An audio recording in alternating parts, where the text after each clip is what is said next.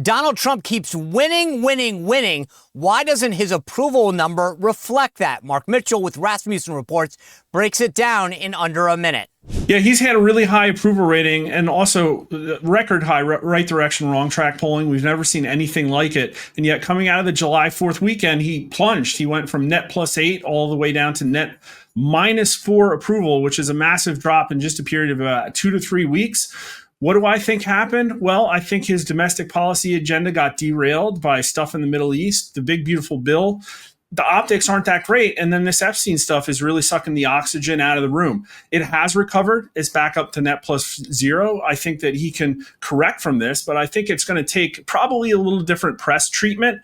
And it's probably going to be something that Republicans are going to have to deal with for the next 2 years unless it's fixed. All right, guys, good Friday to you. Hope you had a great week. Here's the thing. Caroline Leavitt had this, I think, really good press conference yesterday. And if you watched it, she listed off a lot of great things that the president has done. The border, some Maha stuff. It was just over and over again. Here's the wins. He talked about traveling to London and all this stuff. And I started to think to myself, why isn't his approval rating better? And part of it is I think they're doing so much that it's not getting out there. Like, where's the messaging been post Big Beautiful Bill? Rescissions package. We cut NPR. She brought that up the other day. Great. She goes at, by the way, yesterday, epically went at the head of NPR and PBS. I loved it. But I think a lot's happening, and people who have a life and day job don't have time to digest everything. So Mark Mitchell from Rasmussen Report is going to be here. And I'm telling you guys, if you are a political junkie, you have to watch this. Because I'm going to ask him those questions. Why is he not soaring higher? Where are the real polls? Why is Rasmussen different than the Washington Post and some of these other bad polls? But I'm telling you, if you're a junkie, you're going to learn something in this conversation and talk about it all weekend. Impress your friends. I'm just telling you this. By the way, a couple pieces of housekeeping. Today is the 500th episode. A huge thank you to so many people. We have over 160,000 people that watch us on YouTube, thousands on Apple and Spotify, and watch us on Twitter, Rumble. Thank you to everybody. Thanks to the First Television Network that we air on every night right before Bill O'Reilly. To our sponsors. We couldn't do this without you. To our amazing guests. And to you guys who join us every night and spread the word and are in the chats. Just thank you. Thank you for what you do and allow me to do this. I love what I do, and I only can do it because of you guys, because of the chat. I love engaging at 6 o'clock every night on YouTube. Anyway, and next week, a big show. We got Sean O'Brien from the Chamber of Commerce. Will Chamberlain's going to be here. Derek Van Orden, John Solomon, Mercedes Schlapp. It's going to be huge. But I do want to thank, as I said, all of you guys. And I mentioned yesterday, I love the reviews and the comments. So if you get a chance this weekend, do me a favor. Go to Spotify, go to Apple, leave us a 5-star review and a review, and maybe we'll shout you out. This is from Sylvia and Emily Forever. And it's I want to read you something yesterday, because remember we had this conversation about Epstein, and she said someone saw the videos. The adults in the videos should already have been arrested, or otherwise arrest the ones who saw the videos and don't do anything about it. It's a great point. And what impact is all that having on Trump's polling? Mark Mitchell from Rasmussen is about to break this down for us. And by the way, she also said, I assume it's Sylvia and Emily, I don't mean to misgender you, a second comment. She said, and this is obviously about Tom Fitton and myself, she said, off subject, but you both look so handsome. Thanks for working so hard. Well, such a smart comment. Thank you so much. Although, by the way, if you're looking for the weekend and you're wondering where's the Sean Spicer Show, we drop these videos, exclusives every week on YouTube. So sign up and hit that notification button so you get a little extra. By the way, before I get into it on the latest polling, the folks at Concerned Women for America are crushing it. Penny Nance leads this organization. I had her on a few weeks ago. I'll have her back on very soon. But Concerned Women for America has been leading the charge on key issues for decades. They are the nation's largest public policy Christian women's organization. For 45 years, they have been involved in issues cultural of nation. I don't need to tell you, especially you moms out there, what we face every day in our culture. They focus on 7 core issues: family, sanctity of life, religious liberty, parental choice and education, fighting sexual exploitation, national sovereignty, and support for Israel. These guys were ahead of the curve. Concerned Women for America was a fighting, getting getting men out of women's sports before it was cool. And I got to ask you if you can support their efforts, because I know I love what Penny Nance and those guys are doing. For $20, you can help them open new chapters, spread the word, and you'll get a copy of their new book written by Penny Nance called A Women's Guide, 7 Rules for Success in Business. Do me a favor, go to concernedwomen.org/Spicer for your copy today. concernedwomen.org/Spicer. All right, the weekend kicks off now. And you know what I'm going to be doing? Probably some grilling. So if you are ready to taste the best steak of your life, go to riverbendranch.com and you will use promo code Sean to save $20 off the best steaks. I've had the strip, the ribeyes, the sirloin, medallion, and the hot dogs. Unreal. For 35 years, the folks at Riverbend Ranch have been creating the best steaks in the world. I love this stuff. Every year they go more and more to get more marbling, more tenderness. And trust me, when I serve these things, everybody was like, where did you get them? I've told you this before. Even the hot dogs are like nothing I've ever tasted before. Technically I made them for the kids, but then I ate too. And I still sneak them. And I got the ground beef. I've tried the beef jerky and the beef sticks. Every one of these things, it's amazing. It comes from ranches in Montana and Wyoming with none of that artificial growth hormone crap. This stuff you cannot get in a grocery store, and it beats anything you will get in any steakhouse. Trust me on that. It's literally from those ranches to your table. You cannot buy this stuff anywhere else. So go to riverbendranch.com. Use code Sean for $20 off. riverbendranch.com. Without further ado, my guest, Mark Mitchell. Mark, thanks for being with us. I'm looking forward to digging into the numbers. Yeah, this is the big news week. A lot of really crazy things happening and a lot of really crazy things being overshadowed, unfortunately. You're more than a pollster, Mark. I think you're a mind reader, because I was going to say all this. And I was watching Caroline's press conference yesterday. And I'm going, okay, that happened. And so let's just maybe level set. Walk me through where does Rasmussen have his approval right now? Okay, it's not horrible. So the latest result is net plus 0. Mark, you sound like my 6th grade teacher. Okay, Mr. and Mrs. Spicer, he's not doing horrible, but he's got a lot of work ahead of him. It could be much, much worse. But the problem is that he just signed his signature legislation. It's the summer. Usually you get a little bit of a positive treatment, I guess, right? He bombed Iran and got rid of the nuclear program, which was a really big, 84% wanted Iran to not have nuclear weapons. So these should be victories. And yet at the same time, the number plunged. He was up to +8, went to -4 just a few days ago. That's a loss of 12 net approval points in a few weeks. That's bad. It's not supposed to happen when he's racking up wins. And the most salient thing is obviously the Epstein thing. So I've been out there banging the drum on it. And the thing about this Epstein stuff is that I see so much fake logic or misunderstanding of the key issues on both sides. People aren't framing it correctly to capture what I think the voters believe is going on here. And that people didn't elect Donald Trump because of the economy. People didn't elect Donald Trump specifically because of the border. People elected Donald Trump because they were sick of the oppressive overreach of the elitist oligarchy in Washington, D.C. That's a really hard thing to poll on. But we ask questions like, do you believe the DOJ was weaponized against a political opponent? 2-1, we get yes. Not just the border, but do you believe that it was an intentional invasion of the country? And we got roughly, 2-1 that say yes. Only 30% trust the federal government. 94% think it's important that we don't have a 2-tiered standard of justice. And so this Epstein thing is no, they don't want the list. They want their elitist betters to get arrested for crimes. And that's the part that people seem to be overlooking here. Okay, so take me back a step. What is, let's just say a week ago, where was his approval rating 10 days ago? Maybe roughly before the big beautiful bill passed. And again, maybe you're looking at the data right now, maybe you're not, but I'm not asking you to be precise, but ballpark speaking, where was he the week before I ran the big beautiful bill there? So going back, he peaked on June 13th. Okay, wait. Which also incidentally hold on. I just want to make sure because today's the 18th. All right, yeah, the 18th of July. So a month and a week ago he peaked. Yep. Okay. And it was at +8, which happened to be the same day that Israel first attacked Iran, just coincidentally. And then we went into the 4th of July weekend with Donald Trump still up 3 points. The 2nd of July, 3rd of July, it was up. What's that number? Give me the when you say 3 up. So 50% approval, 47% disapprove. by the way, hold on. Can I pause you there? When I see all these things that say the Washington Post, Donald Trump's at 41%, I wanted to just shout that out. Why is it that you guys have him at 50? Because that's a real number. That's technically a majority. It's not a plurality. Why is it that you guys get a different number than them? Because they're liars, Sean, like basically is what it comes down to. I mean, I'm not kidding. And listen, I didn't think I was going to be in media, but we made more money this cycle calling people liars than we did actually polling, because there's really no money in honest polling.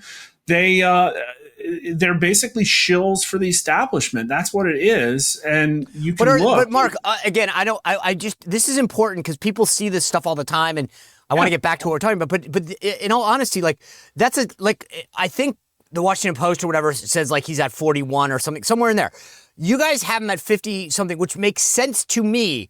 But is it your methodology, your model? When you say they're liars, but somehow they're constructing a model when they poll that's not what? What is it? What is it? What am I missing? It's hard to know specifically who's doing it intentionally and who's not. Who's just really bad at their job. But is it their model? I mean, everybody has a different methodology and some are better than others. But the point is that you can take any data stream and correct for it. You could say, oh, I was too left this time. Maybe I should fix it by oversampling more Republicans or waiting for the recalled vote, or maybe shifting my party weightings around or something like that. But when they're perennially 3 times in a row too far left on the anti-establishment candidate, and then on top of that, when I see underhanded, really disgusting things. So I'll give you an example. And you're right, like Donald Trump won a 50% of the electorate, has been racking up wins. He should not be at a 41% job approval rating. Something's wrong. Right. But if you look at Real Clear Politics and you take pollsters like us, there's other honest pollsters. We are actually coming together. We could talk about it later, but we're coming together to form a new independent organization to represent honesty in the industry because it's totally corrupt. But when you take some of those pollsters and look at them over time and then compare people who I think are the repeat offenders, like ABC, Washington Post, CNN, Fox News, believe it or not, like all these other names, CBS, Morning Consult, there's a lot of names. There's a lot of the bad ones. And going into Trump's 100 days, when our numbers go like this and theirs go bloop and drop, all of a sudden, out of nowhere, right before the 100-day mark, they literally went from 3 to 4 points to the left of us to like 8 points to the left of us on average. The same weekend that ABC had that horrible headline that Trump has the worst 100-day polling of any president going back 80 years. That's a psychological operation. That's what happened there. They literally coordinated probably to dump horrible polling. And some of these pollsters, like New York Times, they hadn't polled since November, and they literally come out 2 days before the 100-day mark and just drop a horrible poll for Trump. It has no relationship to actually what happened in November. So that's happening still. And if you look at the Democrats nationally, I mean, they're a mess. They're Marxist accelerationists on a national scale. It makes sense that they're going to keep doing stuff like this with every fiber of their being and every tool in their toolbox, which, quite frankly, is a lot of gaslighting they have in there. Right. A lot of fake stuff. Before I move on, though, you said, like, who are the worst? Who are the ones that when we see, or I'm sorry, you said, you mentioned a couple of the good ones. So who would be, just so we set the table here, who are the really bad ones? I mean, like ABC, Washington Post, Reuters, Ipsos, Morning Consult, Quinnipiac, like all of these things. And they have track records that are laughable. And often what happens, too, is that they window dress, right? And so look what we had Trump +2, literally for like 3 months straight the entire fall. We were putting out weekly polls.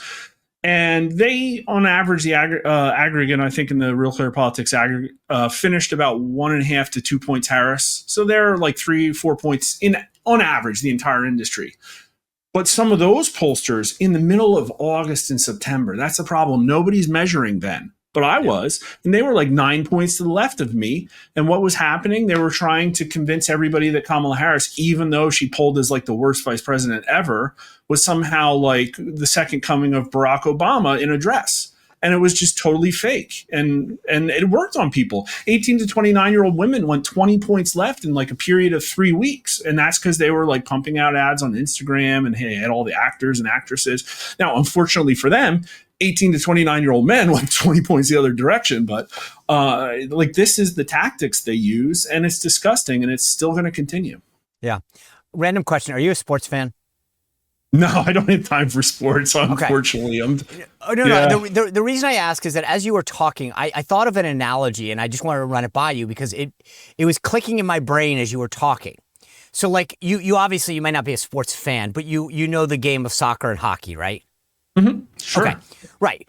So I say this because like imagine you're looking at stats or a game, and my team has shot the ball 20 times on your team, and your team has shot the ball once on my team.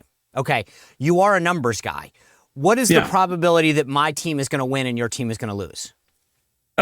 I mean, you know, if those convert to goals at roughly equal, but my point is, okay, I never took math in college, but my point is not to put you to the test here. It's to say, if I shoot on your team 30 times and you shoot on my team 1, is it possible you beat me? Sure. But the odds are not, right? The odds are that if I'm doing that. And a way, when you were talking, I thought of that analogy, and here's why.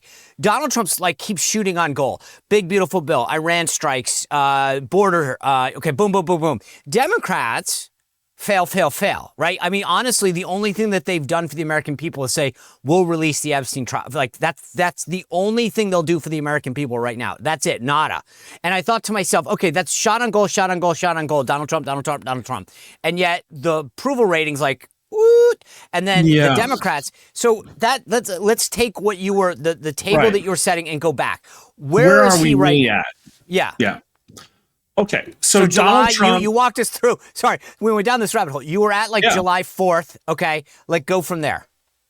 Well, I thought, you know, I've been overlaying. We have daily approval tracking going all the way back to the end of the Bush administration. And I was looking at all of the other presidencies, and I said, you know, there's something different with Trump. Honeymoons have been getting smaller, but Trump looked like he was going to keep his pretty good favorability rating, his job approval rating, in a way that none of the other presidents were able to. Because Trump 1 crashed because of Russian collusion, Biden crashed because of Afghanistan.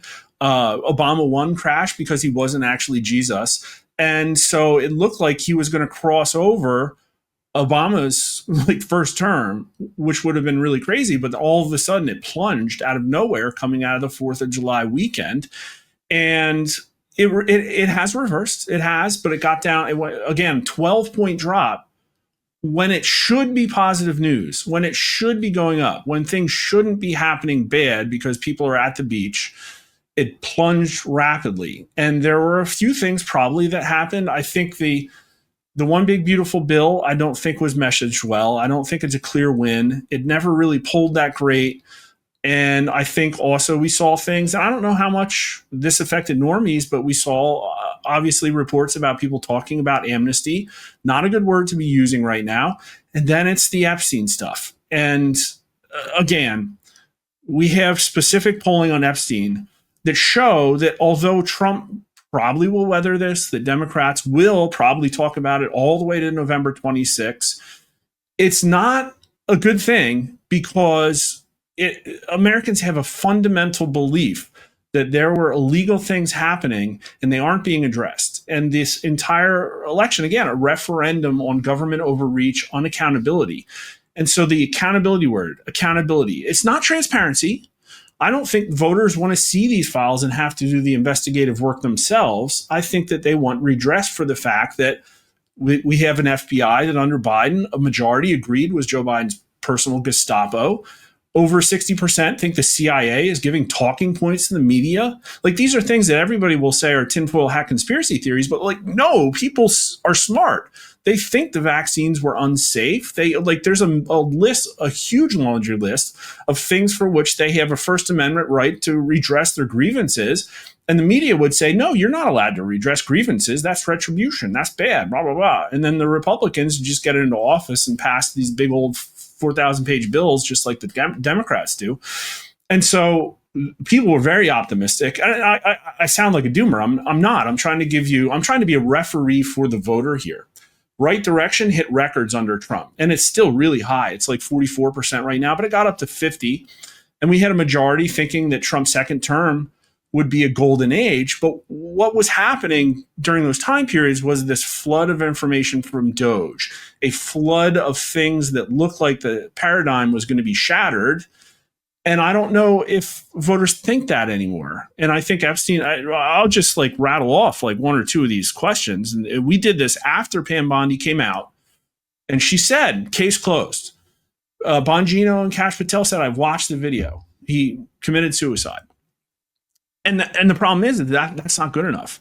So the FBI and DOJ recently concluded an investigation that found that Epstein committed suicide and that he did not keep a client list. Do you believe the FBI and DOJ are telling the truth?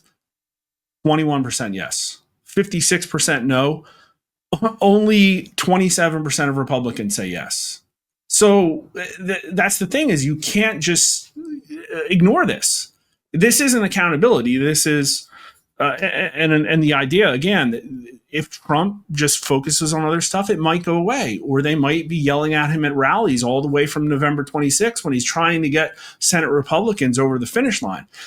And I don't know what's on this stuff, but I'm saying we spend $11 billion a year for an investigative unit called the Federal Bureau of Investigations, and everybody seems to forget that they could investigate here. And so you can't, again, this stuff is kind of like gaslighting.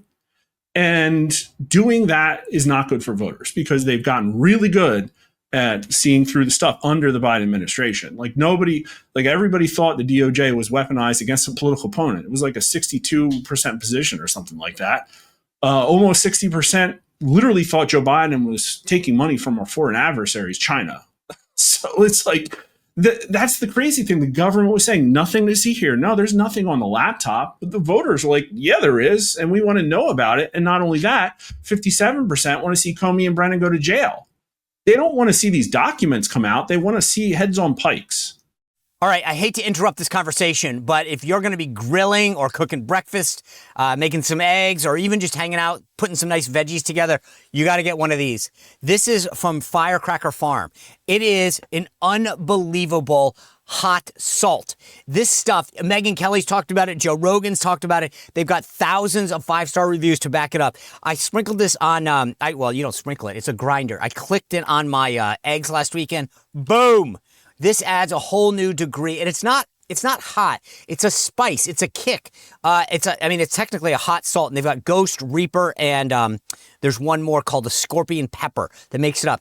It's like nothing you've ever tried before. Trust me on this. If you love spicy stuff, and I'm a spicer, I have to. This is in my DNA. It unlocks amazing flavor. I've tried it on the eggs, the steaks. It's awesome. It was sold out before Father's Day.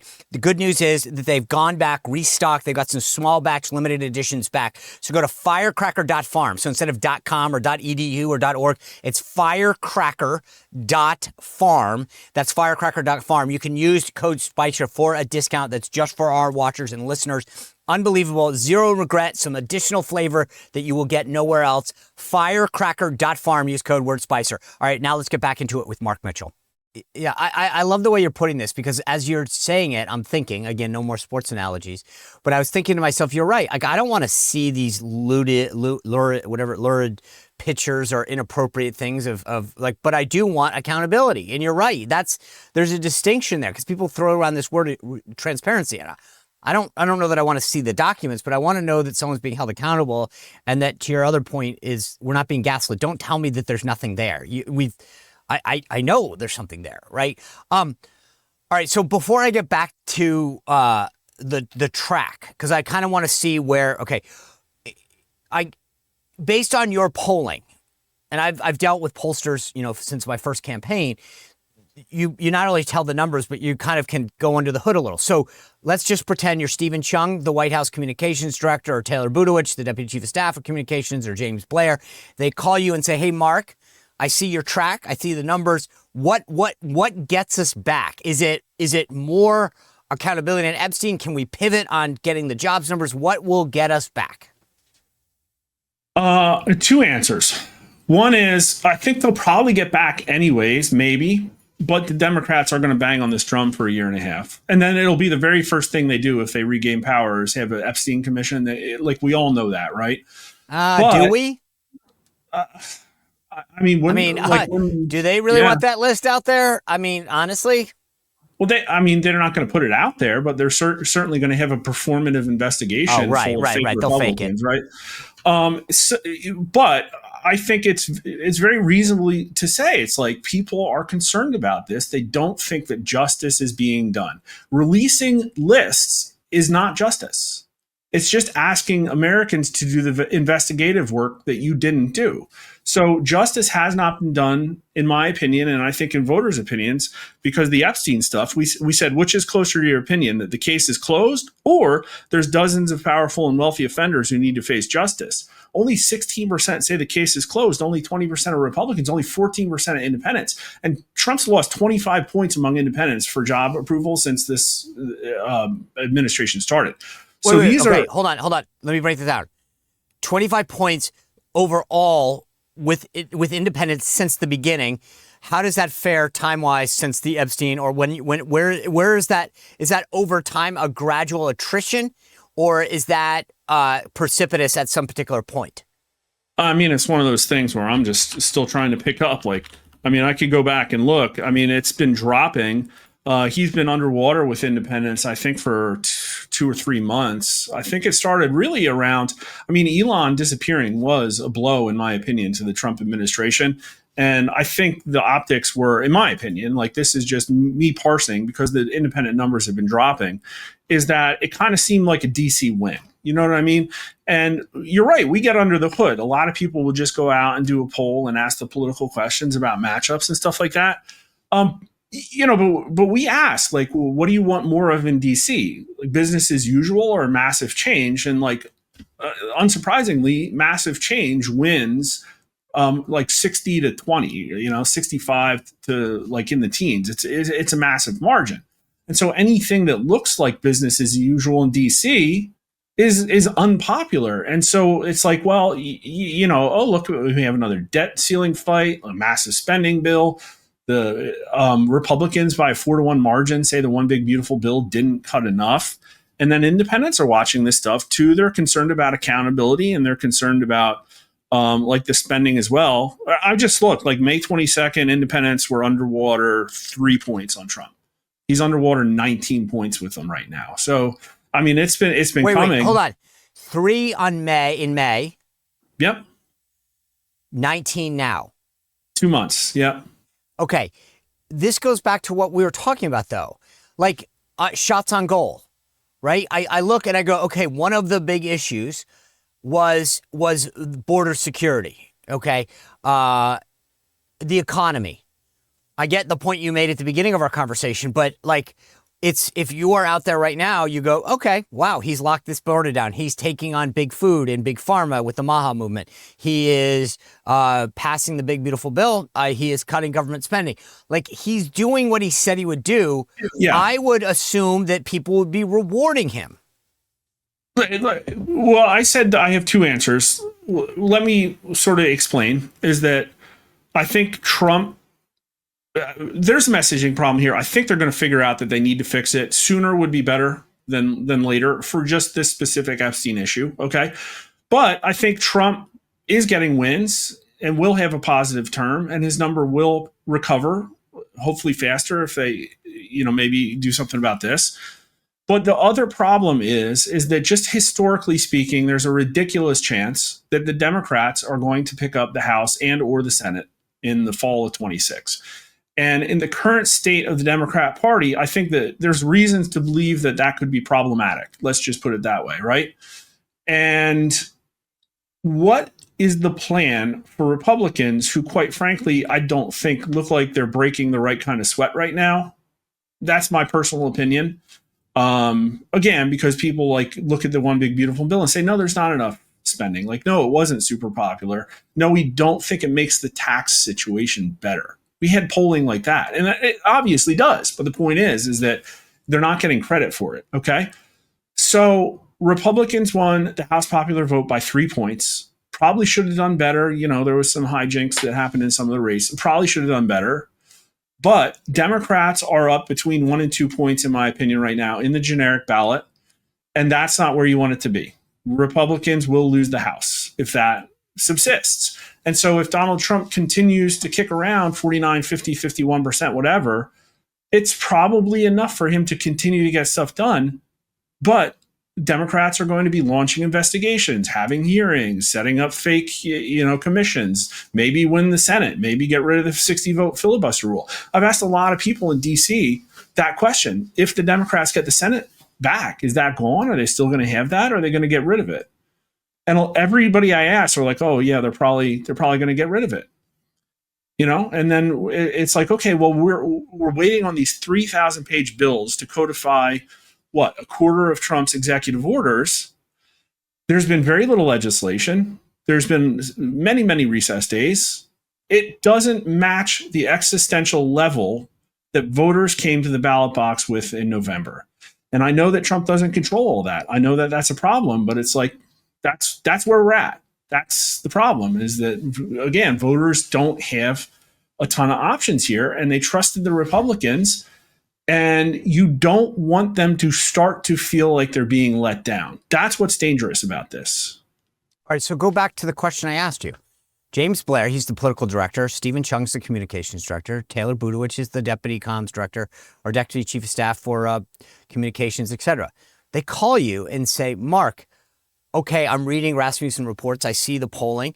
What is it that we should be doing on a day-to-day basis to communicate better, to focus on an issue better? Is it an issue? Is it a messaging? Is it a bandwidth? What is it that we need to do? And you say what? Flood the zone with accountability. That's what I would do. Because that's what drove Right Direction to the highest polling in our history. Oh my God, look at what USAID is spending money on. Oh my God, we're probably giving Social Security payments to drug dealers or something. Like that was the tone and tenor when Right Direction turned positive for the very first time in 20 years of our polling. It was back in February and March for the very first time. And that's accountability, right? It's like, the government's being cleaned up. People were super happy about it, especially 18 to 39-year-olds who had actually the highest Trump approval that I've ever seen. And they've lost that. It's down again now. And so, again, accountability means something very different. Like, look at the CIA and the stuff that they're leaking out, right? Okay. A lot of people are looking at that stuff and saying, yeah, okay, CIA was probably implicated in killing Kennedy. Okay, I agree with you that everybody involved is probably dead. But that doesn't change the fact that we still have an agency that was able to do that. And putting a new person at the head of that organization doesn't correct the root cause of the problem, which is that we have an agency that can do that. And so it's like every grievance that voters have under the Biden administration hasn't necessarily been redressed. And so if I were running things, and I guess I understand there's political realities, but I would launch a new investigation every week, all the way up until November 26th. I would get rid of the 60-vote filibuster rule and pass a one-page popular legislation every week up until November 2026, because I'm just saying, what Republicans are doing now doesn't look like it's going to be enough. That's because history tells us, and also the Democrats are really good at, electoral asymmetries, let's just put it that way, right? I don't know. Are we still going to have Act Blue running money? Because the biggest polling miss that we ever had in our career was the fall of 2018, which is the first time that in an off cycle, Act Blue had over $1 billion haul. It was like $1.6 billion went into all those races, and Trump campaigned for the Senate. They did well in the Senate. They got crushed in the House. So I'm just saying, voters are upset and angry. 43% of them think we're going to have a civil war in the next couple of years. Majorities of Republicans and Democrats thought there would be a violent reaction to the electoral outcome here. Only 30% trust the federal government. 22% say today's children will have it better off than their parents. Only 22%. So the American dream's gone. Nobody trusts the government. They're angry. They want these people imprisoned. They don't trust the agencies. We've asked a million of these questions, and the trend is always the same thing. And it's I've gone on Steve Bannon's show a lot. He's talked about the fourth turning idea. That there's a reality there, is that Trump is right now voters' best chance, in my opinion, of correcting a lot of these wrongs. But like, what happens if you take that off the table? When you say they, meaning voters, is it across party lines or is it mostly Republicans? Like, who is the they? I mean, depending on the issue, it's very different. Like independents and Republicans are really close on accountability things. Like if you ask, well, you want to put Brennan in jail? Republicans and independents very close. But on more of the social issues, independents are closer to the Democrats. But you take your prototypical like Trump MAGA item, like mass deportations, and you're going to get like 70 to 80% of Republicans, a majority of independents, probably by like plus 10, and then a good 30% of Democrats, 30-40%. Like Democrats don't actually really like illegal immigration. They just vote for different issues. And that is usually gaslighting. We asked MSNBC watchers, what was your number one issue this election? 46% said threats to democracy, which is literally just like a fake issue. And then another 25% of them said abortion, which is another fake issue. It had nothing to do with the presidential election, right? But then if you ask Fox News, Newsmax viewers, they're like, oh, 80% of them say prices in the border. Like, so that's the problem. And again, Democrats, that doesn't mean you can't pick them up. That doesn't mean you can't peel them off.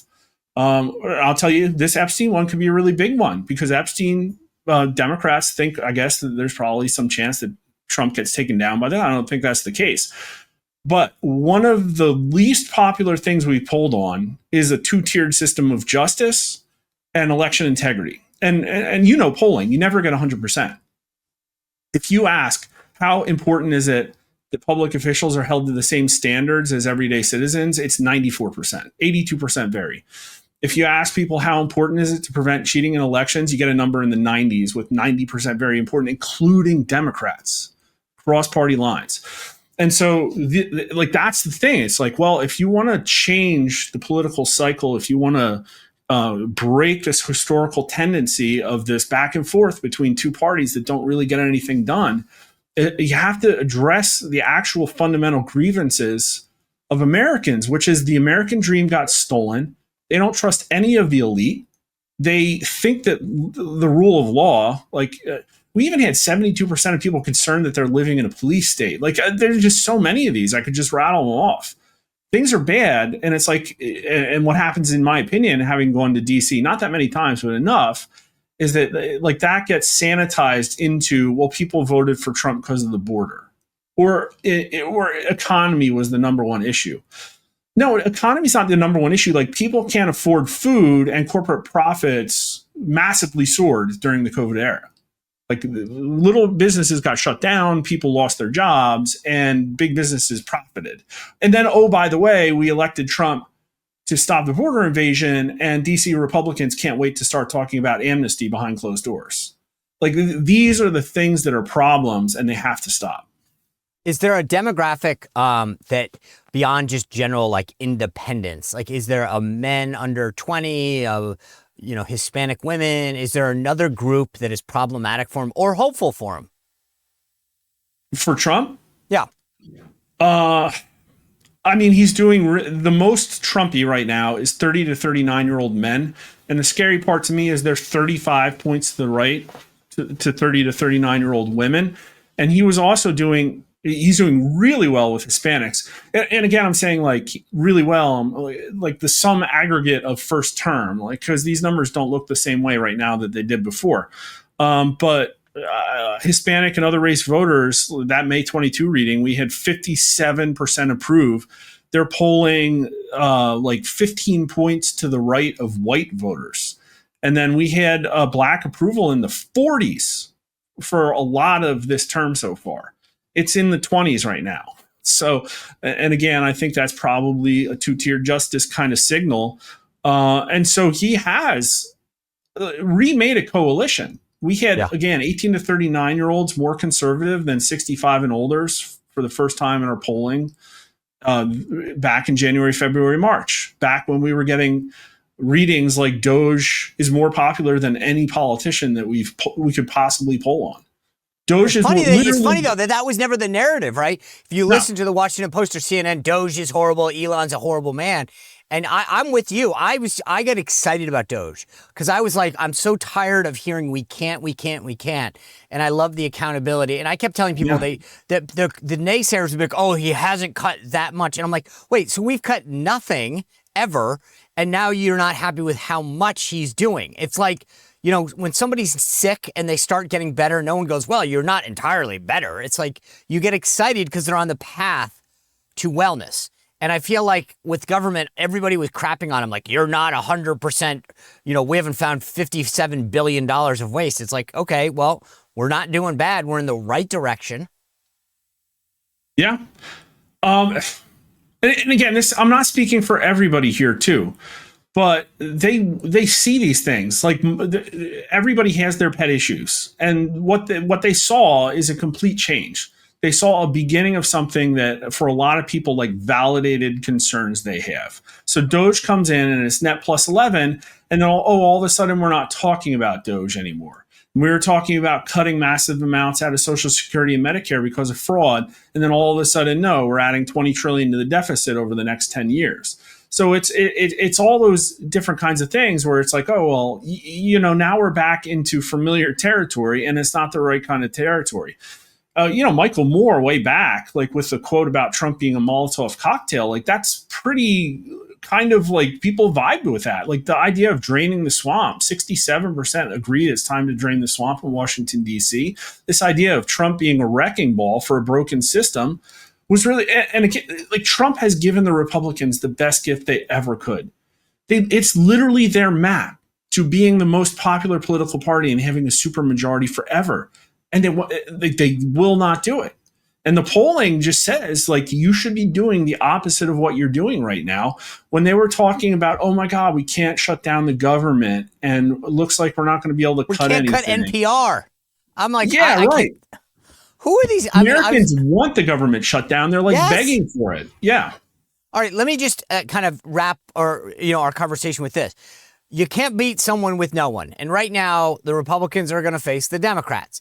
The polling that I've seen, the only thing they have is Epstein right now. They're not for anything. Yeah. They're ultra woke and crazy leftists. You got Mondami in New York City, and like, so if the Republicans, how bad shape are Democrats in as we go towards the midterms? So the generic ballot's not perfect, but it looks bad for Republicans, and it's still early, so we'll see how it shapes out. I think the first clue will be like what happens in New Jersey with Chitterelli. What do the Senate race polling start to look like? And we'll have a better idea. But like two things can be true at the same time. Democrats are a national mess right now. They're absolutely in a horribly unenviable position. They're trying to out-Marxist each other to the bottom. Their crazies have filled a void left by their establishment leaders who are too afraid to come out right now and get ratioed on Twitter. It's just absolutely horrifying. Kamala Harris is still the face of the party, and she's nowhere to be found, completely MIA. She outpolls the next highest candidate among Democrats for the primary by 3x. And all of these other names you're hearing, Newsom, like Shapiro, Whitmer, none of these really get out of the 10, 11% range. Buttigieg, they're all single digits, AOC single digits. And so Kamala Harris, I mean, unfortunately for them, she got $3.5 billion of name recognition, and she's a loser, and she's probably going to lose by worse, especially if she debates J.D. Vance.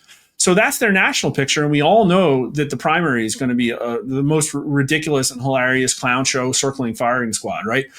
But the problem is that they have other candidates. And so you know as well as I know that what's going to happen is, and I'm hearing this, is that MAGA candidates are getting shut out across the board. Establishment doesn't want MAGA candidates. They're not tapped into the NRCC consulting money.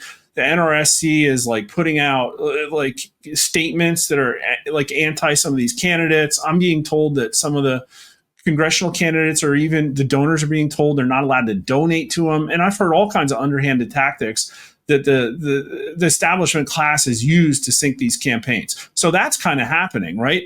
But then what is happening with the Democrats is that they're going to run like some, former Navy fighter pilot, mother of four that talks really moderate and is going to talk about local issues and nebulous things about women's rights and stuff like that.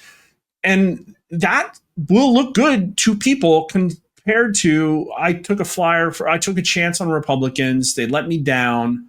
And so that's the issue, is that the Democrats are going to get 46% of the electorate. It's just going to show up. They have a massive machine, and Republicans are the low propensity voters right now. And Donald Trump hasn't really been able to convert voters into off-cycle wins. He just hasn't. And, people vote for Republicans when Trump's on the ticket because they don't have any other choice.